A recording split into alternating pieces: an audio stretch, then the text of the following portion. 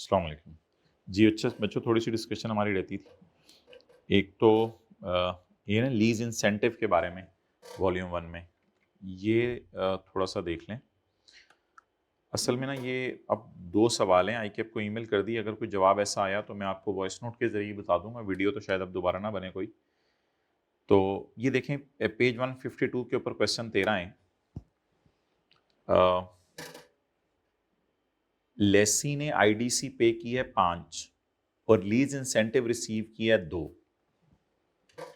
अब आई कैप ने एक दफ़ा इसको रेंटल से एडजस्ट किया हुआ है, एक दफ़ा इसको आईडीसी से एडजस्ट किया हुआ है।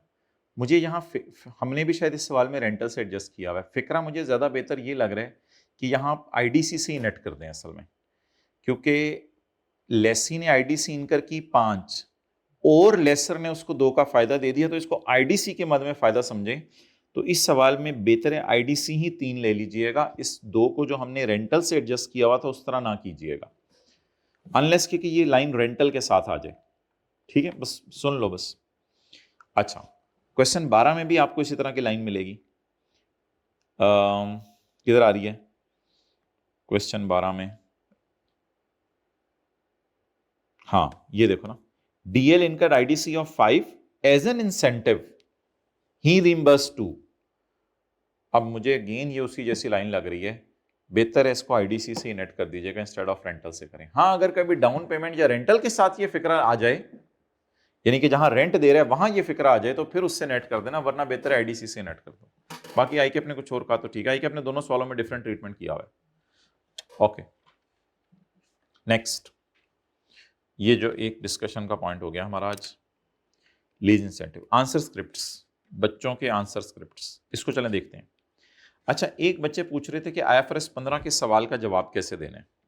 वो जो हमारा स्टेप है ना, उसमें IFRS 15 के सवाल का जवाब कैसे देना है, तो उसके लिए माय डियर आ जाते हैं इधर।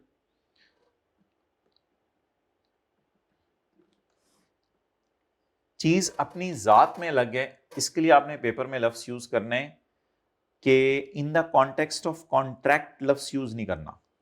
चीज अपनी जात में अलग है, इसके लिए अपने लफ्ज यूज करना है पेपर में कैपेबल ऑफ बीइंग डिस्टिंक्ट। क्या लफ्ज यूज करने? Capable of being distinct. और कॉन्ट्रैक्ट के कॉन्टेक्स्ट में भी अलग है, तो फिर आपने यूज करना है इन द कॉन्टेक्स्ट ऑफ कॉन्ट्रैक्ट। अच्छा, अब मैंने ना 3 सिनेरियोज बना दिए हैं, अभी जो मैं आपको पेज अपलोड करूंगा, इन 3 सिनेरियोज में पास पेपर की सारी टाइप्स कवर्ड हैं। इनको आप लोग याद कर लें ताकि ये लिखने का तरीका आपको आ जाए पेपर में। अच्छा, अब इसको समझते हैं। पहला सवाल ये पूछना होता है कि चीजें अपनी जात में भी अलग हैं या नहीं, और दूसरा सवाल पूछना होता है एंटिटी उनको गोद कनाला बना के बेच रही है या अलग बेच रही है।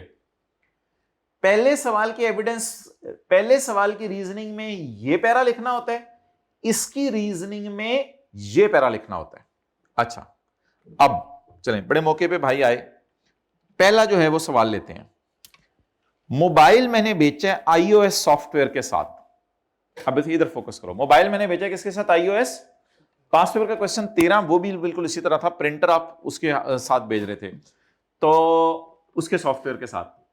तो आईओएस मोबाइल मैंने बेचा है, मोबाइल मैंने बेचा है आईओएस सॉफ्टवेयर के साथ, यानी आईफोन बेचा है आईओएस सॉफ्टवेयर के साथ। अब आपको पता है पूरी दुनिया में आईओएस का सॉफ्टवेयर अलग से नहीं मिलता, या एसी है उसके अंदर ये जो 20 डिग्री नजर आ रहा है आपको, ये सारा इकट्ठा ही है, अलग कोई चीज नहीं है।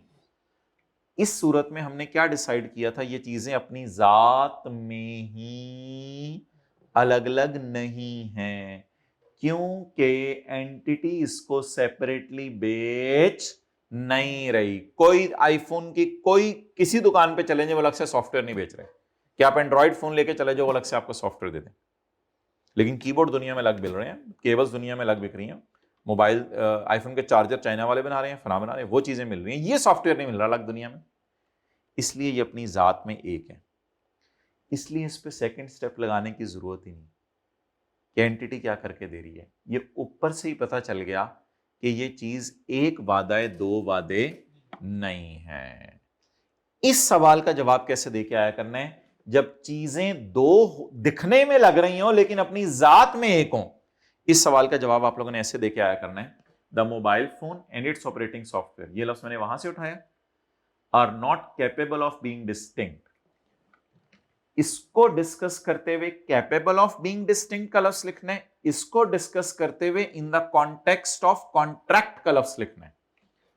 The mobile phone and its software are not capable of being distinct because में आप लोगों ने ये वाली लाइन डालनी है, because the customer cannot benefit the iOS software on its own as it only operates with supplied hardware.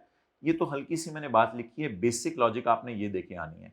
Because the seller does not regularly sell the, मैं कोशिश करूंगा नोट्स अपलोड आज शाम को करूं, तो इस बात को ब्रैकेट में ले लूं, ये बात को इतनी लिखनी जरूरी है, नीचे आना है, because the seller does not regularly sell the iOS separately, यहां से लाइन उठानी है। तो इस सिनेरियो का ये याद कर लीजिएगा, ये लिखाइएगा, does not sell separately to customer which is evident as customer, लेकिन ये लिंक करना है, which is evident that customer could not benefit from the good on their own, ये वाली लाइन जरूर लिख के आनी है। आप चीजों को अपनी जात में इस्तेमाल नहीं कर सकते, वो वाली line, the customer can benefit from on its own. अपनी जात में आपको सॉफ्टवेयर मिल जाए iOS, आप उसका कुछ भी नहीं कर सकेंगे।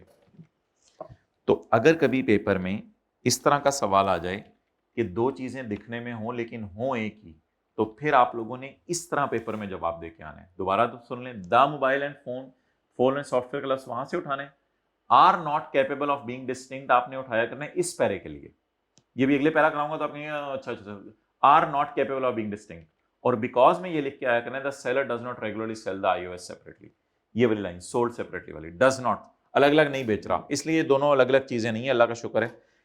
ये लिख के इन द एंड कंक्लूजन में वो लाइन जरूर लिख जानी है, द कस्टमर कैन और या can not, which is evidence the customer can not benefit from good on their own. अब इसको आप लोगों ने याद करना है घर जाके, ये जवाब दे आया करने के ये एक वादा है, ये ऐसे सिनेरियोस के लिए हो गया। अब दूसरा सिनेरियो पेपर में ये आता है जहां एंटिटी या तो चीजों को इंटीग्रेट कर रही होती है, तीन चार को मिला के सैंडविच बना रही होती है, या एंटिटी सॉफ्टवेयर में इस बुरे तरीके से इंस्टॉलेशन करती है हाईली कस्टमाइज के वो अनइंस्टॉल करना मुश्किल हो जाए, तीसरा छोड़ें।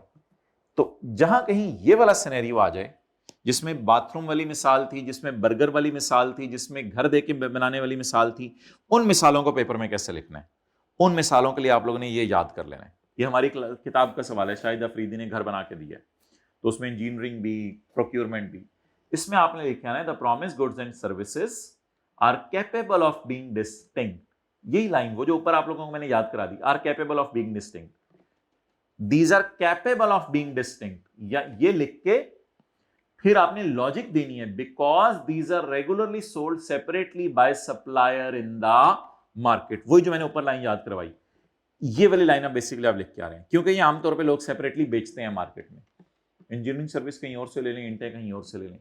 ये लिखने के बाद which is evident that customer could not, नहीं ऊपर लिखना था could not, it is evident as customer could benefit from these on their own, आप अपनी जात के एतबार से सीमेंट लाएं, उससे फायदा उठा लें, इंटेक कहीं और से खरीद लें, लेकिन iOS सॉफ्टवेयर लाके मोबाइल भी उन्हीं से वो तो अलग अलग बेचते ही नहीं, वो फिर आपका नहीं गुजारा चलेगा।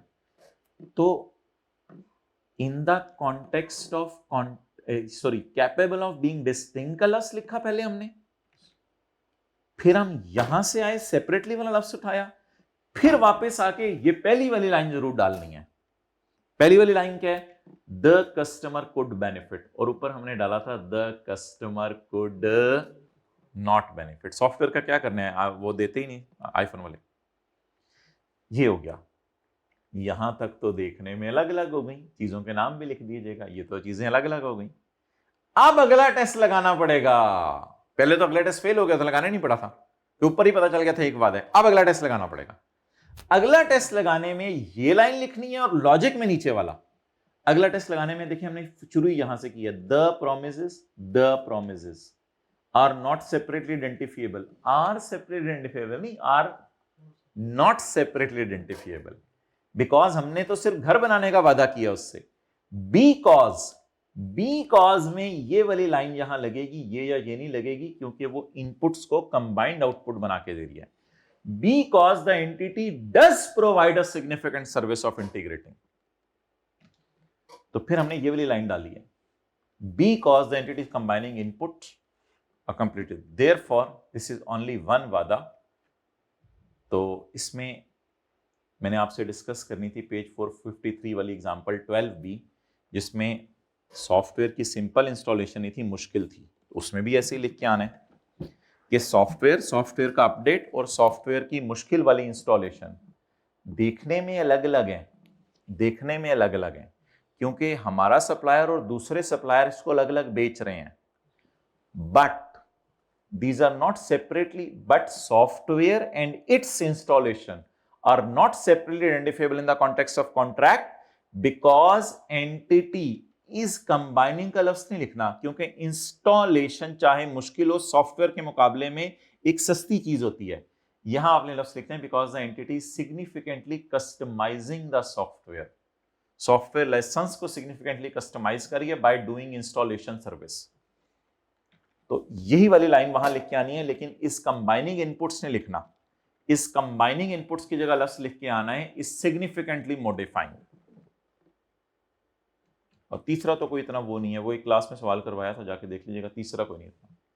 तो iOS सॉफ्टवेयर इसी लाइन से फारिग कर दिया, सॉरी इस लाइन से फारिग कर दिया, उसमें ये लाइन लगा के कहा अपनी जात में लगे, अपनी जात के लिए लफ्ज याद कर लिया, in distinct in itself capable of being distinct. अपनी जात के लिए लफ्ज इस्तेमाल किया कैपेबल ऑफ बीइंग डिस्टिंक्ट, और इसके लिए लफ्ज इस्तेमाल किया distinct in the context of contract भी है या नहीं.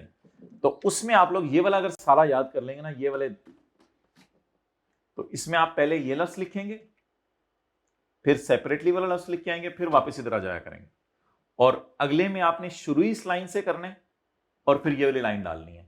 आपने शुरू यहां से करना है, जब बाथरूम बना के देने जब घर, the entity promise to transfer the good is not identifiable from other promises, अलग अलग नहीं है, because the entity does provide a significant integration service.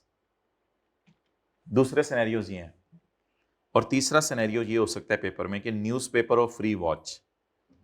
इसका कंक्लूड पहले मुझे कर दें न्यूज़पेपर और फ्री वॉच का, फिर आगे चलते हैं. ये अपनी जात में दोनों बोलें अलग है, जात में तो अलग है, न्यूज़पेपर और फ्री वॉच अलग अलग है, ये तो अजीब सी चीजें हैं दोनों. एंटिटी इनको इकट्ठा करके दे रही है कि बाद में वॉच और अखबार अलग नहीं हो सकती, और हो सकती है ना. एंटिटी इनको सिग्निफिकेंट इंटीग्रेट कर रही है, ना सिग्निफिकेंटली कस्टमाइज कर रही है, कुछ भी नहीं कर रही. और वो रिमोट वाली गाड़ी और रिमोट उसका भी नहीं है कि हाईली इंडिपेंडेंट है, इंटररिलेटेड है, ऐसी बात भी नहीं है. और ये तो वैसे भी नहीं लगानी, ये तो बहुत रेयर है, ये तो वैसे.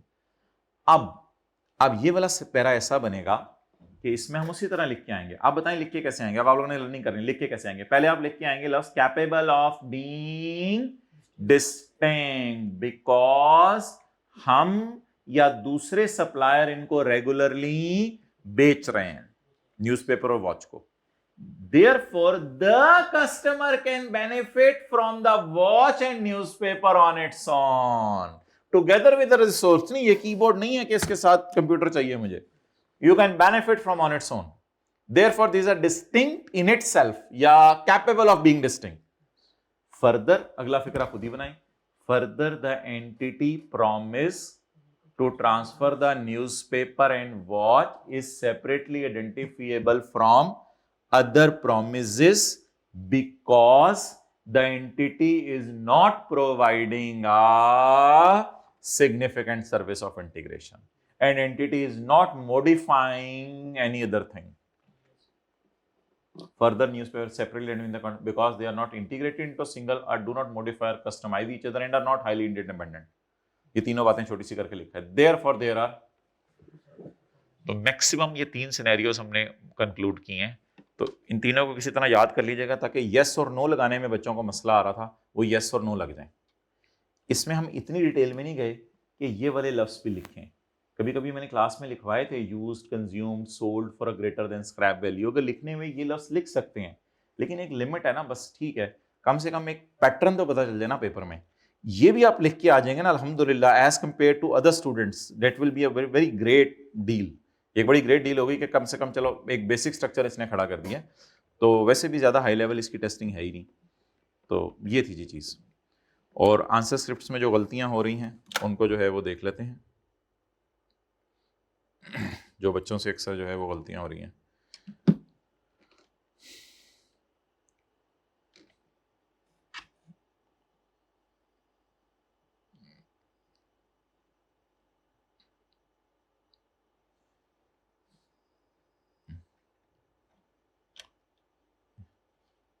ये देखें जी, पहली गलती क्या हमने पकड़ी है, बच्चे ने क्या लिखा है, बायोलॉजिकल एसेट। तो बायोलॉजिकल एसेट पूरा लिखना है मेरे भाई, बीए लिखने की गुंजाइश जो है वो नहीं है, तो बायोलॉजिकल एसेट जो है वो पूरा लिखना है।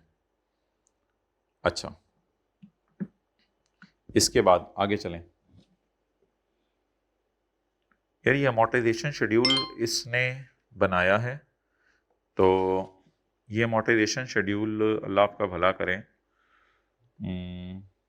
पूरा बना दिया। पूरा बनाने की हर सवाल के अंदर ज़रूरत नहीं होती, ऐसी बहुत टाइम भी ज़ाया होता है। और अमोर्टाइजेशन शेड्यूल पहले बनाया है और बैलेंस शीट बाद में बनाई है, ये तो मुनासिब नहीं है ना। मेन सफ़े पे रिक्वायरमेंट करें और NCA ROU क्या होता है, ये तो कुछ नहीं होता ना, इस तरह तो ना करें। अच्छा, इसके बाद इस बच्चे ने देखें यार, बहुत अच्छी प्रेजेंटेशन माशाल्लाह, मुझे इसकी पसंद आई, लेकिन करेक्ट एंट्रीज शुरू में तो ना करें माय डियर। उसने तो रेक्टिफाइंग एंट्रीज मांगी हुई हैं, वो आपने करेक्टिंग एंट्रीज इधर पेज के इधर घुसा दी हैं, रॉन्ग ओरिजिनल करके करेक्टिंग इधर है। भाई करेक्टिंग एंट्रीज माय डियर इधर होनी है, और मोटिवेशन शेड्यूल सब सारी वर्किंग्स अगले सफ़े पे ले जाएं, ओरिजिनल एंट्रीज, रॉन्ग एंट्रीज और ये वाली एंट्री ये सारी अगले सफ़े पे ले जाएं। और हर एंट्री के ओरिजिनल रॉन्ग करने की जरूरत नहीं है। अगर लीज में पता चल गया गलती होगी है तो इंटरेस्ट गलत वाला, डेप्शन गलत वाली और सही वाली को कैलकुलेटर पे कंपेयर कर लें, कोई हर चीज जगह एंट्री से तो नहीं करना होता। तो अच्छा, अगली चीज,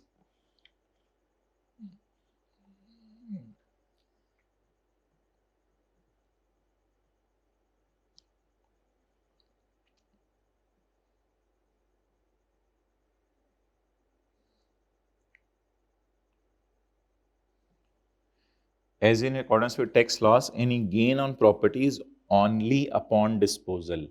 Any gain is only upon disposal, नहीं only taxable upon disposal. So the tax base of investment property will be zero. ये बात नहीं है। अगर इन्वेस्टमेंट प्रॉपर्टी बिकने पे गेन आएगी तो वो गेन पे नहीं लेके जाना चाह रहे, कॉस्ट पे रखना चाह रहे हैं। ये नहीं कह सकते कि इसलिए टैक्स बेस इसकी जीरो है। गेन टैक्सेबल होता है upon disposal, but it doesn't mean कि आप कॉस्ट पे भी ना रखें। तो इस तरह की अंग्रेजियां तो नहीं चलेंगी ना। अब आगे देखें, आगे फिक्रे का कोई तुक नहीं बना, as it is a TTD. As it is a TTD अगर आपने कंक्लूड कर भी दिया कि टैक्स बेस जीरो है, ये गलत कंक्लूड कर भी दिया, तो आखिर में लिखें therefore the carrying amount exceed the tax base which will result in TTD because it is an asset। या liability हो तो फिर वो TTD नहीं, मेरे ख्याल से DTD बनता है। तो इस तरह लिख के आए भी, ये तो कोई फिक्रा नहीं, as it is a TTD। तो फिक्रे, the tax base of provision for legal claim will be zero because this expense is not deductible for tax purpose until is actually paid. लेकिन आगे कंक्लूड तो करके आए ना, therefore it will not result in any temporary differences. जो भी बात, तो थोड़ा सा जरा बात को सही तरीके से जो है वो लिखने की कोशिश करें। ROU, अब DF डिफरेंस के लिए ना इस तरह की एब्रिविएशन, हाँ DTL DTA के लिए मैंने ऊपर कहा था, इस बार DTL DTA लिख दो, नीचे फिर प्लस माइनस डालते रहो, उसमें तो कोई नहीं इतना। लेकिन ये ROU और ये चीजें तो नहीं करनी ना।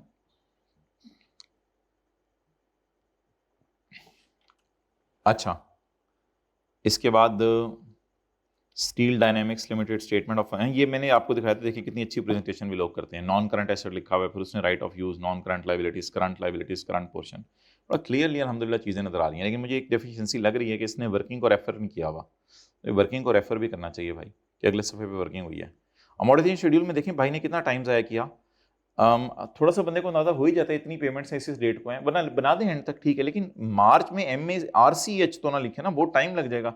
31/3/27 लिख दें, इस तरह लिख दें, तो टाइम तो खुद हमने सेव करना है। अच्छा जी, profit attributable to in non controlling interest and piece से नहीं, पेरेंट शेयर, वो जो हम लिखते थे पूरी बात लिख के आए, यहाँ पे पीस शेयर तो नहीं लिखना ना, पेरेंट ओनर्स हम लिखते थे। तो ये जो मेन सवाल की रिक्वायरमेंट है, P&L बैलेंस शीट है, वो उसको प्लीज कुछ गड़बड़ ना किया करें। Investment debit, income debit, investment किसके अंदर क्या, कुछ बताए ना, इन्वेस्टमेंट इन बॉन्ड है, किसके अंदर है। तो इन्वेस्टमेंट डेबिट, ट्रांजेक्शन कॉस्ट, भाई ट्रांजेक्शन कॉस्ट नहीं, P&L क्रेडिट या एक्सपेंस क्रेडिट, ट्रांजेक्शन कॉस्ट कोई लफ्ज नहीं है। ट्रांजेक्शन कॉस्ट तो उसकी नेचर है। ROU में NI कहाँ से आ गया? NI का लफ्ज़ ही यूज किसके लिए होता है? NI का लफ्ज़ ही यूज उसके लिए होता है, अल्लाह आपका भला करे, लेसर के लिए। ROU में NI कहाँ से आ गया?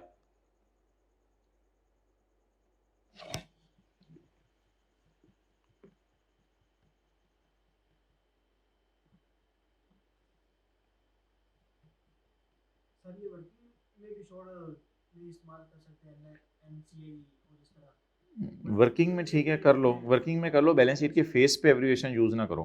फेस पे नहीं करनी। हाँ वो सर ये है ना कि अगर वर्किंग में ऐसा नहीं करते तो फिर वो 5-6 अकाउंट बना रहे हैं तो वो 2-3 सफर तो फिर वर्किंग चली जाती है, मुश्किल हो जाता है। ठीक है, वर्किंग में थोड़ा बहुत कॉमनली यूज्ड एब्रिविएशंस कर लें, लेकिन फेस के ऊपर बैलेंस शीट के कोई गुंजाइश नहीं, P&L के फेस पे कोई गुंजाइश नहीं, जनरल एंट्रीज में कोई गुंजाइश नहीं।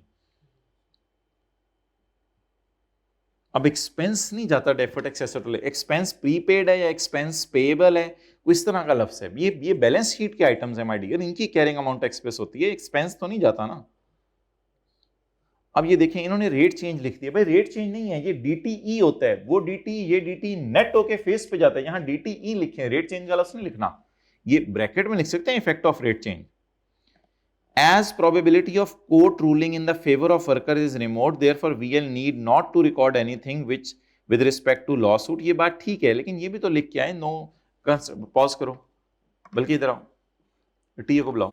तो मेरे भाई, PL should record a provision for penalty at 2 million नहीं, because there is a present obligation due to a past event which in this case is, इतनी लंबी बातें की थी, तो फर्दर में we should record NRV loss with respect to raw material amounting to इतने cost NRV को compare करें, ये सारा लिखें। VL should not record anything, not record anything नहीं, no provision shall be recognized। इस तरह, अब मुझे सवाल इस वक्त ज़हन में है कौन सा, no provision should be recognized in this way but there was no legal or constructive obligation, इस तरह की लाइनें लिख के आए। हाउ टू राइट डाउन वाले पेजेस उनको 3-4 दफा पढ़ लें अगर मसला हो रहा है तो।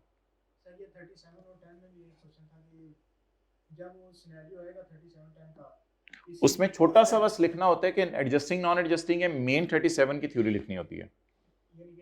हाँ, किसी और स्टैंडर्ड का थोड़ा बहुत आ सकता है, थोड़ा बहुत आ सकता है, NRV लॉस आ जाता है, इम्पेयरमेंट लॉस आ जाता है, उसकी डिस्कशन कर रहे हैं। जैसे हमने क्वेश्चन नंबर 25 था एक किया था, उसमें पूरी डिस्कशन ही दूसरी थी। हाँ वो आइटम आंसर में पूरे का पूरा इसके मुताबिक किया हुआ है, कंसोलिडेशन के मुताबिक। हाँ, वो 1-2 सवाल आए हैं ऐसे, जहाँ दूसरे स्टैंडर्ड की डिस्कशन है वहाँ फिर करनी पड़ेगी।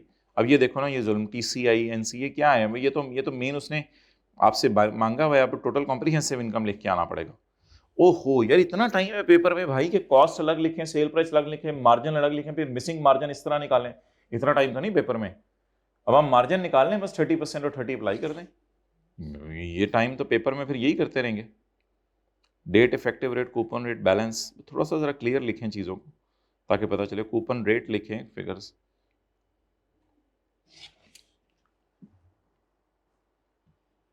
Non current liabilities, lease liability, थोड़ा सा क्लियर लिखें चीज़ों को।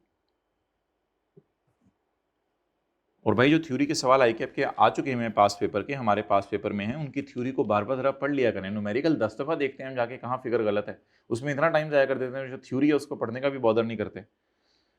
अच्छा, revenue, cost of sale, gross profit of, ठीक है, इनकी थोड़ी सी राइटिंग बस इंप्रूव होने की जरूरत है, बाकी तो ठीक था और कोई मसला नहीं था। अच्छा, ये इन्होंने अच्छा तरीका किया है, बस ऊपर वर्किंग को रेफर कर दिया, कोई ज़्यादा हेडिंग्स नहीं दी, बड़े अच्छे तरीके से, स्मार्ट तरीके से चले हैं। ये इसकी इजाज़त है, ठीक है, क्लोज करो। अल्लाह हाफिज़, इंशाल्लाह अल्लाह आपको पास करे।